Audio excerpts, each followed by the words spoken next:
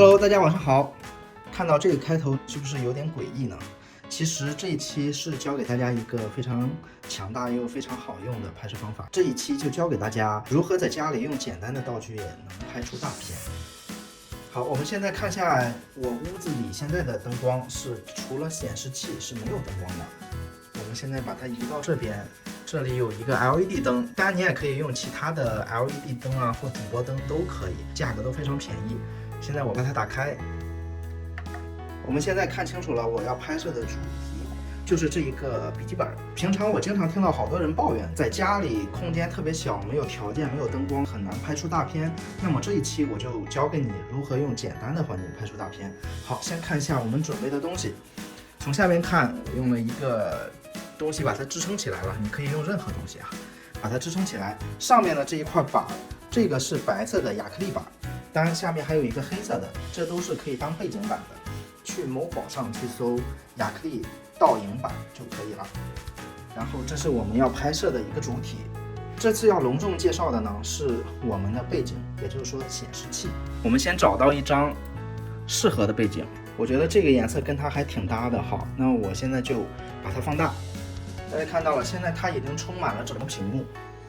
这样的话，我架一个相机在这边。这里的一个建议就是说，你把你的镜头最好替换成焦段越长越好。我现在用的是85的镜头，当然如果你没有长焦段的镜头，换一个50的或35的也不是不可以，是用85的效果相对较好。我们现在就用了此处一个光源，打过来的时候，整个屋里现在已经亮了。我们看一下照相机里的效果。哦，看到了吗？还是挺好看的。所见即所得。好，我现在就拍一张，大家看一下效果。看到照片其实还是很不错的，这就是原片，我都不需要修。这个是不是要比你平常不知道怎么拍，随便放一个角落拍的一张要好看一点呢？其实这个方法很简单，但是它考验的是我们对于场景的一个把握能力，就是说你能不能找到一个相对合适的图片。好，同样的方法，我现在给它换一个倒影板，我把白色的剃掉。这个时候我们要做的是什么？这个背景感觉就不是特别协调了。再看一张这个背景，这个也是我找的背景。我们用同样的方法给它打全屏。这个时候我们把我们的拍摄主体再放上来。现在我们看一下显示器里的照片。好，看到了吗？效果其实还是很不错的。这个黑色配黑色感觉很不错。我现在此刻再拍一张。哇，这个是不是比刚才那张还要好看？好，这一期的内容到此为止，是不是很简单？其实你家里如果没有特别大的空间，没有特别多的道具的时候，如果你想拍出一个有好看的背景，不妨就用下这一招。